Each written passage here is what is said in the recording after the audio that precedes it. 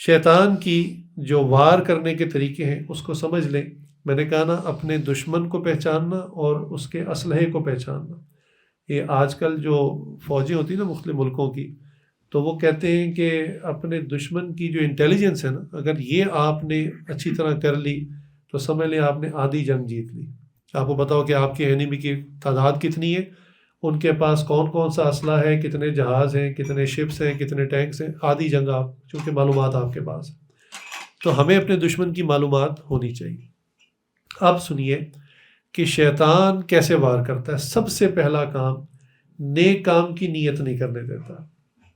نیک کام کی، حالانکہ ہر کام ہی نیت سے شروع ہوتا ہے، تو وہ نیک کام کی نیت نہیں کرنے دیتا. یہ شور ہوگا، اس کو چھوڑ دیں بعد میں.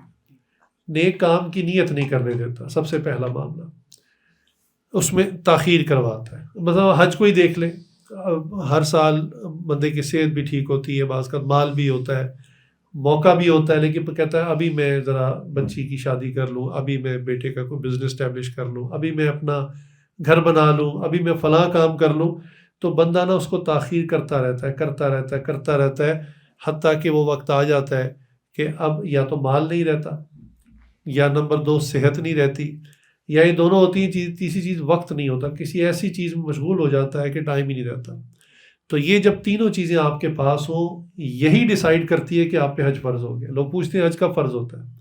یہ 3 چیزیں: صحت ہو آپ کے پاس، اتنا مال ہو کہ آپ جا کے واپس آ سکیں اور پیچھے گھر والے بھوک کی وجہ سے ہلاک نہ ہو جائیں، اور تیسرا آپ کو اللہ نے اتنی فرصت فراغت دی ہو، چاہے جاب کرتے ہو آپ اپلائی کریں، چھٹی مل جائے، بزنس ہے تو چلو کسی بھائی کو، کسی اعتماد والے کو کچھ دیر کے لیے بٹھا دے کہ یار چند دن میں آ جاؤں. جب یہ سینیریو بن گیا نا، تو اب آپ کا ارادہ کوئی معنی نہیں رکھتا. اب حج فرض ہو چکا آپ کے اوپر، تو کر لینا چاہیے اس وقت. بہرحال یہ حج کی میں نے ایک بات کی.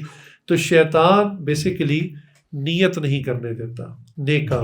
دوسری چیز، جب نیت آپ پکی کر لیتے نہیں میں نے کام کرنا ہی کرنا، پھر وہ سستی ڈالتا ہے، اس کو ڈیلے کرتا ہے. اچھا کر لینا، جلدی کس بات، کر لینا، اگلے سال، اچھا اس سے اگلے سال، اس سے اگلے سال.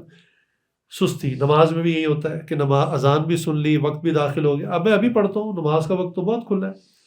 پھر ہوتا ہے کہ یار اب تو دوسری نماز کا وقت قریب آ گیا، چلو ایک ہی وضو سے دونوں پڑھ لیں گے، اور وہ ہوتا ہے کہ وہ نماز ہی قضا ہو جاتی ہے. پھر بندہ کہتا ہے وہ یہ کیا ہو گیا. تو نیت نہیں کرنے دیتا نیک کام کی. اگر نیت کر لے تو سستی. تیسری چیز، جب وہ عمل بندہ کر لیتا ہے، یعنی اس عمل کو سٹارٹ کر لیتا ہے، تو اس میں عجلت پیدا کر دیتا ہے. حدیث میں آتا ہے العجلۃ من الشیطان، کہ اب مثلا وضو بھی آپ نے سردی میں وضو بھی کر لیا ٹھنڈے پانی سے، آپ مصلی پر وقت نکال کے کھڑے بھی ہو گئے، اب جلدی جلدی جلدی جلدی جلدی. اب کس بات کی جلدی؟ یہ شیطان کی طرف سے کہ فٹافٹ اس عمل کو ختم کر. ہمارے حضرت تو یہاں تک فرماتے تھے کہ عمرہ لوگ احرام باندھ کرنا کہتے ہیں کہ میں جلدی سے اس احرام سے باہر ہو، جیسے کوئی سزا ملی ہوئی ہے کسی قیدی کو کہ میں جلدی سے اتاروں بس. حضرت فرماتے تھے یہ عبادت ہے اللہ کے بندو، اس کو عبادت کی طرح کرو، ذوق شوق سے کرو. چنانچہ حضرت یہ بھی ہمیں موقع ملا الحمدللہ شیخ کے ساتھ جانے کا عمرے پہ، تو فرماتے تھے کوئی عجلت کی بات نہیں ہے کہ آپ نے جدہ سے جیسے ہی مکہ پہنچے ہوٹل میں سامان رکھا اور دوڑیں لگانی شروع کر دی بیت اللہ کی طرف. حضرت فرمایا کہ آپ آرام، جو تھکا ہوا مسافر ہے تھوڑا آرام کر لے، بیمار ہے وہ دوائی لے لے، کسی کو کوئی اور تکلیف ہے، کوئی بھوک لگی ہوئی ہے کھانا کھا لے. تو بھائی یہ ایک عبادت ہے، اس کو شوق سے کریں. جیسے نماز کو جلدی جلدی نہیں کرنا چاہیے، بھائی اس کو شوق سے کریں.